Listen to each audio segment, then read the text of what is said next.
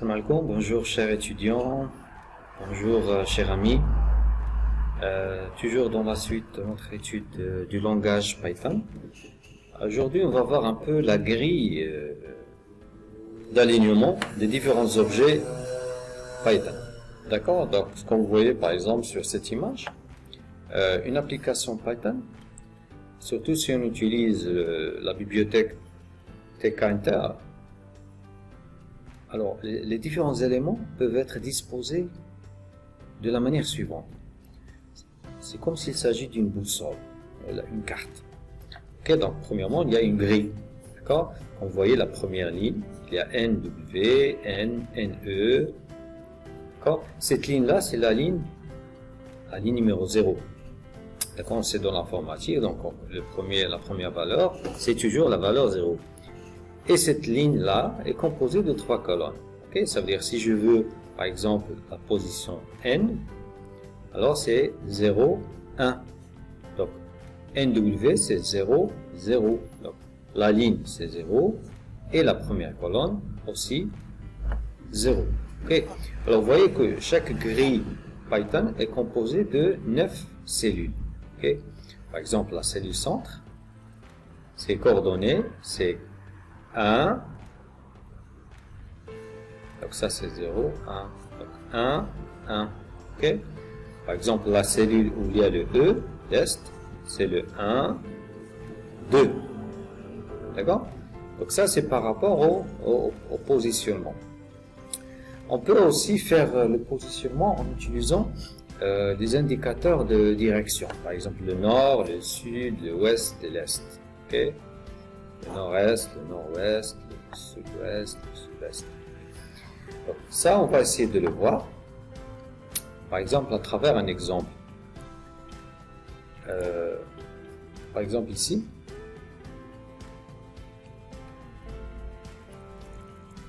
Alors, donc, par exemple, on a ici 4 labels. Et la position de chaque label, le label unité C sur la grille est posé dans row. Alors row c'est la ligne, c'est-à-dire c'est ce que vous avez vu ici. Premier row, la première ligne, la deuxième ligne, la troisième ligne. Donc la ligne 0, la ligne 1, la ligne 2. Alors dans cet exemple, ce label-là il est positionné à la ligne 0 et la colonne 2. C'est-à-dire le label unité C est positionné 0, 2. Donc 0 c'est ici, et 2, donc il va être positionné à ce niveau-là, au niveau de la grille. Ok. Alors, au niveau code, il faut bien le mentionner en utilisant cette technique-là de positionnement. Aussi dans la grille, il y a les marges. Vous pouvez utiliser des marges pour pouvoir afficher du texte correctement, donc padding X, padding Y. Et là, vous donnez une unité de marge. Okay? Et aussi, il y a le paramétrage sticky. Alors, sticky, alors si vous voulez que votre objet suit la dimension de la fenêtre. Par exemple, supposons que j'ai mis un bouton au centre et que ma fenêtre est là, cette taille-là. Donc, si par hasard on a redimensionné la fenêtre, est-ce que notre bouton va toujours rester au centre? C'est ça, vous faites la question. Alors, pour que la fenêtre suive, les composants suivent la taille de la fenêtre, on utilise le paramètre sticky. Ok. Alors, ça veut dire que vous voulez que votre label, il suit le côté ouest de votre application, etc. Okay. Alors, à chaque fois que vous trouvez ça, ça veut dire que notre label il est positionné quelque part, il a une certaine marge et qu'il doit suivre la taille et les dimensions de votre fenêtre. Donc ça, c'était la théorie, c'était un peu théorie par rapport à la grille du tkinter sous Python. Okay. Donc, c'est ce qu'on va essayer de voir en pratique durant cet exercice. Alors, on va commencer notre projet. Alors comme ce qu'on a fait l'autre fois, donc on doit absolument importer la bibliothèque TechInter. Et normalement on doit lui fournir un nom d'instance. Par exemple, je préfère utiliser ce nom-là, app. Alors, bien par la suite, donc on va essayer dans un premier temps de faire le design de notre application. Ça veut dire on va mettre en place les différents contrôles. Alors, je vais faire un petit commentaire ici. Je mettrai créer la fenêtre. Alors là, je vais déclarer ma fenêtre comme étant un objet TechInter.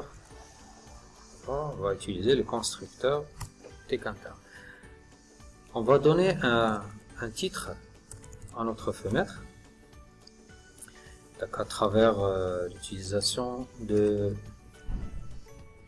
la fonction title. On peut fournir le nom. D'accord. Donc bien sûr le nom c'est une chaîne texte. Donc cette fois donc je vais faire un convertisseur. Donc c'est un peu classique. Donc un convertisseur de température. Donc on va convertir le Celsius en centigrade, Celsius en Fahrenheit. D'accord. Donc ce sera ça notre titre de fenêtre. Alors à l'intérieur de cette fenêtre, on va créer un cadre où on va grouper différents contrôles, les boutons, les zones de texte, les labels, etc. Donc je vais faire un cadre.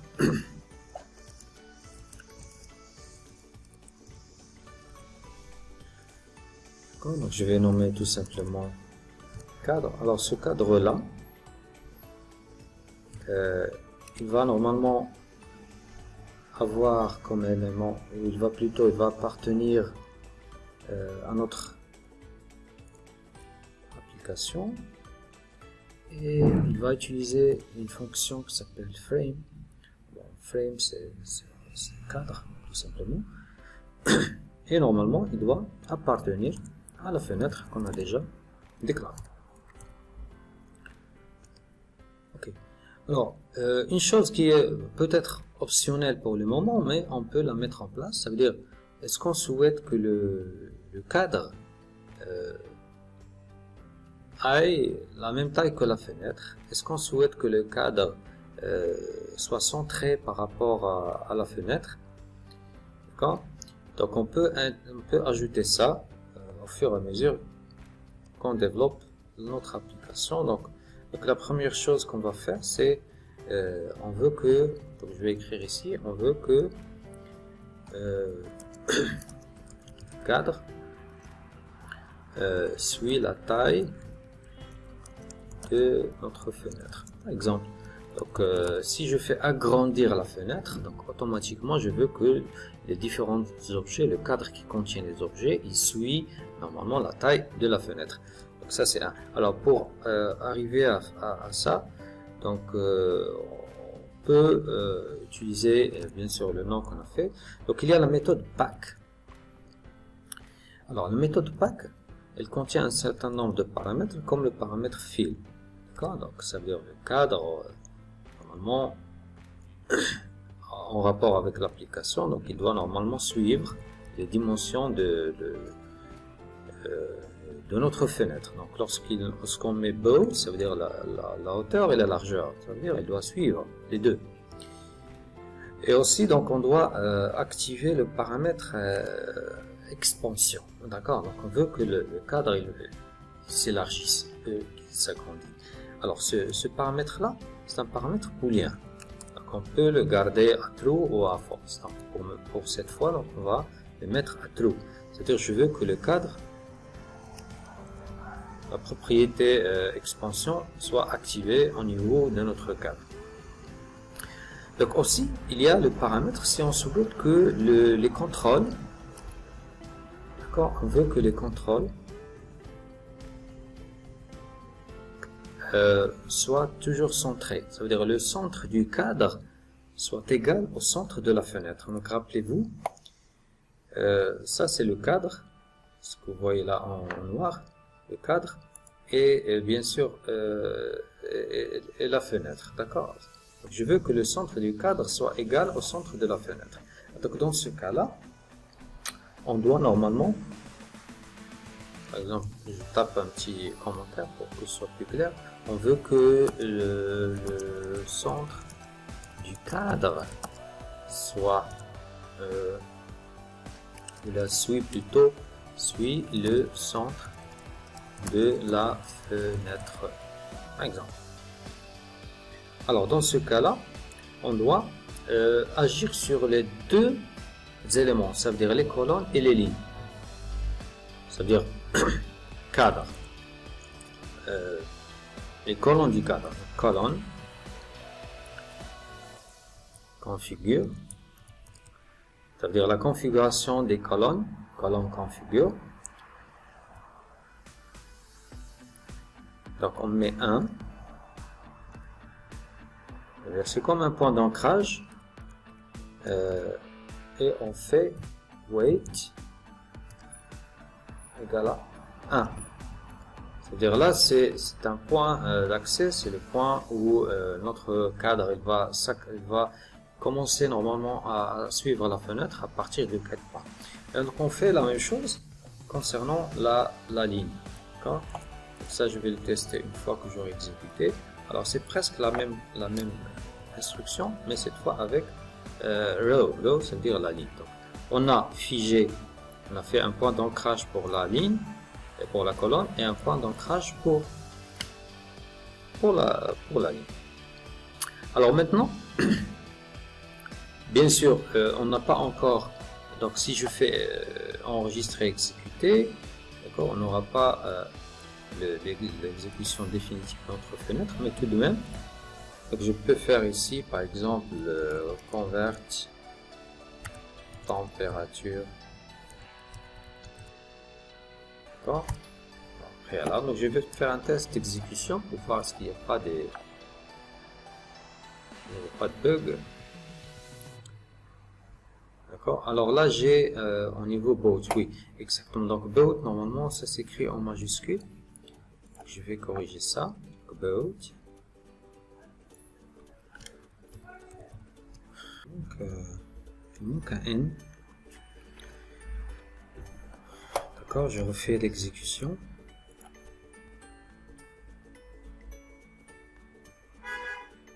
D'accord, donc notre fenêtre, elle est là, elle a été exécutée. Bien sûr, jusqu'à présent, on n'a pas encore inséré de contrôle. Donc on va continuer à appliquer les composants qui restent. D'accord. Ok, alors on a créé la fenêtre, on a créé le cadre, on a ajusté le cadre par rapport à la fenêtre. Alors maintenant, ce qui reste à faire, c'est que on va créer les contrôles. Et lorsque je parle contrôle, donc bien sûr je parle les labels, les étiquettes, les zones de texte et les boutons. Bon, on peut ajouter par la suite les images, les cases à cocher, donc toutes sortes de contrôles qu'on peut intégrer au sein d'un formulaire. Alors toujours donc parmi les bonnes habitudes, donc toujours on doit avoir l'habitude d'insérer des commentaires pour documenter le code, d'accord, pour avoir bien sûr de la qualité pour notre projet. Alors créer les contrôles, je mets un commentaire ici. Alors le premier contrôle qu'on va essayer de faire, notre application aura une zone de texte, donc les zones de texte en fait sous Python, on les appelle les entrées, entry. Ok, donc je vais faire entrée. Donc le nom technique en fait c'est entry. Donc vous pouvez par exemple pour mon application je vais entrer le Celsius et je veux que l'application m'affiche l'équivalent en Fahrenheit. D'accord. Alors mon application Donc cet objet-là, il est de type entry, donc le type en fait des zones de texte sur le tcounter, sur le Python, c'est entry. Alors, il va appartenir à mon cadre, donc je vais l'avoir à l'intérieur de mon cadre, et là, je peux bien sûr insérer, mentionner la largeur, la hauteur, par exemple, de ma zone de texte. Donc, vous pouvez faire donner la taille que vous souhaitez. Et voilà. Et par la suite, on peut ajouter un autre paramètre ici, c'est concernant le texte qu'on va insérer, d'accord? Donc on va le voir par la suite. Alors le deuxième contrôle que je vais faire, ça va être le label où je vais faire l'unité du Celsius. Par exemple, j'ai 30 degrés Celsius, donc dans cette zone de texte, je vais afficher 30. Et à côté, je vais faire un petit label où je vais faire le symbole Celsius. Le C, bien sûr, degré, le C avec un degré qui va normalement nous permettre d'avoir la valeur, l'unité de valeur. Alors, ce que je vais faire, c'est de créer un objet label. Label, comme j'ai dit, c'est une étiquette. Alors, je vais faire l'unité Celsius. D'accord? Il appartient toujours à mon application et cette fois, c'est un objet label. Ok? Faites attention, le L, c'est en majuscule. Et bien sûr, là, ça appartient à mon cadre. Et vous pouvez bien sûr préciser ce que vous voulez. Mais pour ce qui est le label, la taille du label, la largeur du label, elle va suivre le contenu. Ça veut dire elle va suivre le texte. Alors, vaut mieux directement mettre ici texte et le texte que vous voulez afficher. Donc, je vais afficher le symbole degré suivi du C. 30 degrés Celsius, 30 degrés Celsius. Okay. Donc, ça va être comme ça. Et je ferme. Et aussi, donc je vais faire un autre label. Et cette fois, c'est le label où je vais mettre le symbole, le texte est égal. Par exemple, 30 degrés Celsius est égal à. Alors, le texte est égal, je vais le placer dans un label. Donc, égal ou equal. Donc, c'est toujours le même principe. Donc, c'est l'application. Je demande à ce que je crée un contrôle label qui va appartenir au cadre. Et bien sûr, je vais faire comme ce que j'ai fait avec le texte Celsius, texte de l'unité. Donc, le texte que je vais faire ici. Donc, je vais essayer d'ajuster moi. Ah,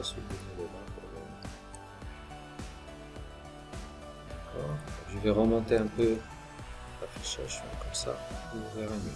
Alors j'ai fait mon label comme j'ai dit, le Fahrenheit, qui appartient à mon application, et c'est un objet label.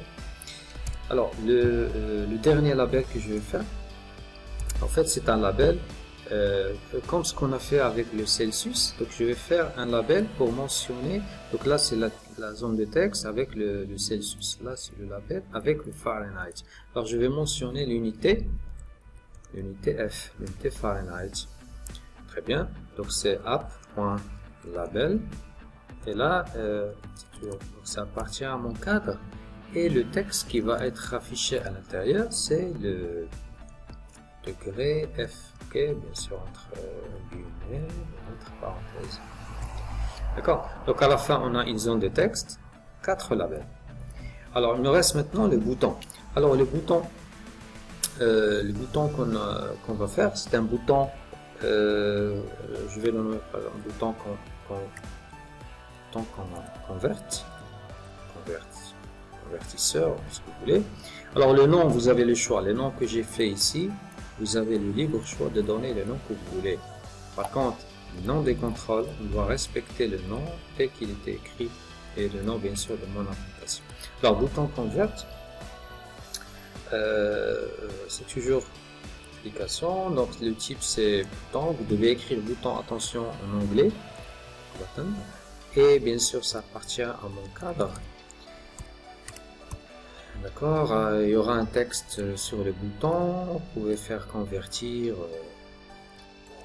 par exemple, et là vous devez normalement ajouter le nom de la fonction. Donc, vous pouvez faire commande et vous devez entrer ici le nom de la fonction qui va calculer, qui va faire l'action reliée à votre bouton.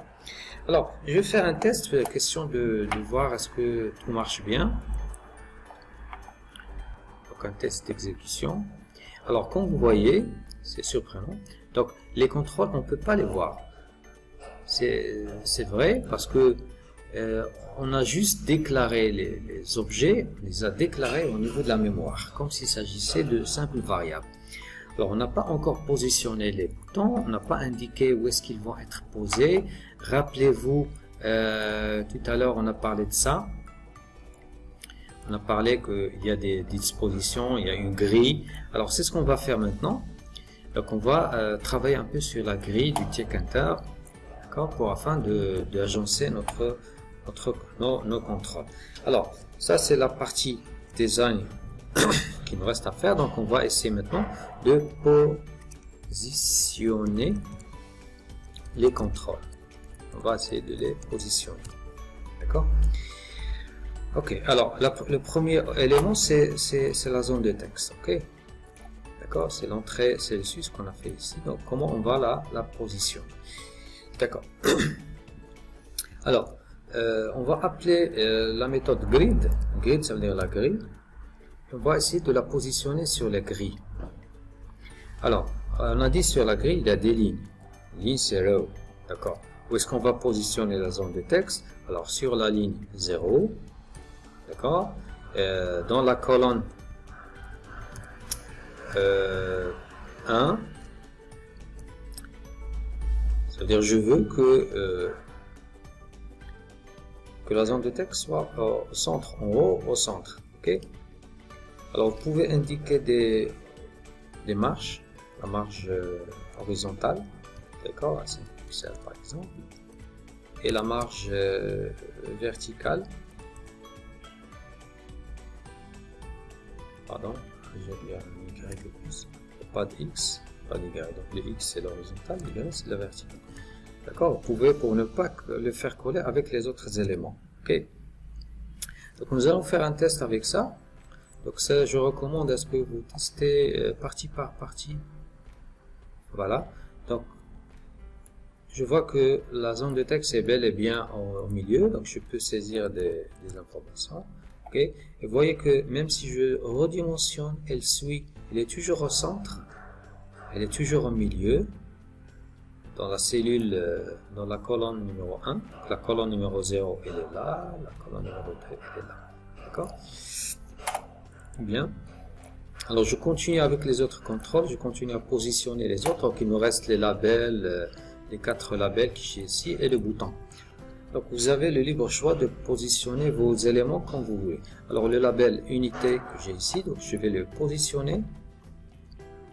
Alors voilà ce que je vais faire. Donc label unité C. Donc je fais appel toujours à la méthode grid. D'accord. Alors je vais le mettre dans 0 parce que je vais afficher le Celsius. Par exemple 30. Et à côté je vais faire le degré C. Okay. Le label il va m'afficher bien sûr l'unité de mesure. Alors la colonne, je veux qu'elle soit à côté de la première colonne, donc je vais faire la colonne 2. Et bien sûr, vous pouvez indiquer ici les marches que vous voulez, par Y par exemple. Je garde les mêmes marches. Le padding, si vous avez utilisé l'HTML, vous savez ce que c'est que padding. Alors 5. Et là, bien sûr, vous pouvez indiquer par rapport au nord, sud, est, ouest. Vous pouvez, si vous voulez que vous voulez positionner dans le coin. Par exemple, ici le label, le C degré, je veux le positionner dans le coin ouest. Hein? Le coin ouest, il va toujours être dans le coin ouest. Alors, je vais faire le paramètre sticky. J'ai expliqué au début. Alors, sticky, ce paramètre-là me permet, par rapport à l'application, de le poser au nord, au sud, etc. Okay. Bon, de toute façon, c'est à vous le choix, donc je vais te faire un test. pour vérifier la syntaxe, est-ce qu'elle est correcte, et aussi pour voir le résultat. Voilà. Alors, vous voyez que la zone de texte, elle est là, et j'ai l'unité de mesure qui est le Celsius centigrade, bien sûr dans la colonne 2, donc 0, 1, 2, toujours dans la ligne 0, et on voit que ici la propriété sticky donc a bien fait parce que je le vois toujours dans le coin ouest de la fenêtre. Vous voyez, elle est toujours dans le coin ouest. Bien, donc je peux continuer le positionnement avec les autres labels. Donc on peut faire ici du copier-coller pour faire vite. Donc j'ai un label 2, 3 et 4. Okay. Alors le deuxième c'est le label égal, c'est le égal. Le troisième c'est le Fahrenheit. Et le dernier c'est l'unité de Fahrenheit. Très bien. Alors la zone de texte avec l'unité c'est la ligne 0, on a fait. Par contre le label égal avec bien sûr le Fahrenheit, l'unité, ça va être dans la ligne, la deuxième ligne, c'est-à-dire la deuxième ligne c'est 1. D'accord? Alors le symbole égal, ce qu'on a fait, égal à, je veux que ce texte soit affiché dans la colonne 0, la première colonne. Et je veux que le label de Fahrenheit, ça veut dire le label où je vais placer le résultat. Alors, il va être mis dans la deuxième ligne et la colonne 1. D'accord? Ça veut dire le milieu. Par contre, l'unité de mesure, son unité de mesure, je vais la mettre dans la ligne, la deuxième ligne et la colonne, la deuxième colonne. Okay. Alors vous pouvez travailler, ce que vous pouvez toucher ici, c'est juste les orientations, les positions. D'accord, on a dit que c'est ouest, là ça va être est, ce qui va être de l'autre sens. Ouest, donc je peux garder ça sans problème. Alors il me reste le bouton. Alors le bouton Converge sur la grille, donc il va être dans la ligne, dans la dernière ligne, donc la ligne 3, c'est 2, puisqu'on a commencé par 0, 0, 1 et 2, donc la dernière ligne. Et on peut bien sûr le placer en centre si on souhaite, ou la dernière colonne, donc la dernière colonne, donc 0, 1 et 2. Et on peut mettre les mêmes marches si on souhaite. Voilà, très très bien. On peut faire la valeur sticky pour le coller avec la fenêtre. Il doit suivre la fenêtre à chaque moment qu'elle change. Très bien, donc je fais un test d'exécution pour voir si tout marche bien. Voilà. Ok, alors là je peux entrer les valeurs. Alors une fois que je vais cliquer sur ça, il va m'afficher donc il y a un label au milieu, il est vide, d'accord. Donc le label qu'on a fait c'est le label Fahrenheit, d'accord. Le label Fahrenheit il est au milieu. Donc et comme ça on aura bien sûr presque terminé la partie design. Alors ce qui reste à faire, je ne sais pas si vous l'avez remarqué, mais lorsque j'exécute l'interface, vous voyez que il est préférable qu'au départ le curseur, ça veut dire le focus du clavier doit être mis automatiquement ici. D'accord, on va essayer de voir comment on peut ajouter cette fonctionnalité.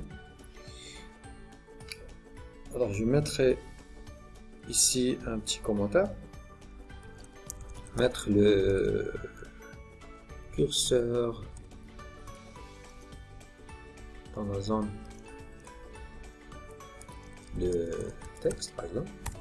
Alors pour mettre le curseur, il faut choisir la zone de texte que vous voulez, par exemple la zone on va saisir, et on va placer à l'intérieur le curseur avec la méthode focus.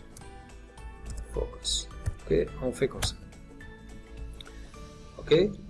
Alors, aussi, on a vu ça dans les séances précédentes. Pour que la fenêtre soit exécutée en continu, surtout dans certaines plateformes, d'accord, vous devez, au préférable, ajouter normalement l'exécution de l'instruction main loop pour qu'elle soit toujours exécutée en continu. Alors, lancer la fenêtre en continu, par exemple.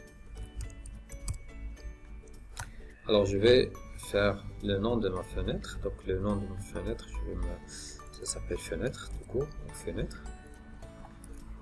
Point main loop. Main loop. Alors, un dernier test, exécution. Est-ce que le curseur va là? Donc, on voit que le curseur il est au milieu. Et qu'on arrive à voir la fenêtre. Okay. Donc ça, c'est notre première partie concernant le design, le user interface d'une fenêtre avec Python avec la bibliothèque Tkinter. Voilà, donc dans la séance suivante, on va voir comment on peut ajouter une fonction suite au clic du bouton sur le bouton Convert. Donc on va ajouter ici une commande. Et on va intégrer certaines variables pour récupérer. Parce que, si vous l'avez bien remarqué, on doit récupérer la valeur qui a été saisie par l'utilisateur, par exemple la fait 70. Donc on va récupérer cette valeur, d'accord, et on va la calculer à travers la formule de conversion, et on doit récupérer les résultats et le placer dans le label. Alors tout cela va être fait par une fonction qu'on va créer. On va créer une fonction convert, d'accord, on va voir ça dans la prochaine séance. Donc merci pour votre attention et on se voit dans la deuxième séance. Au revoir.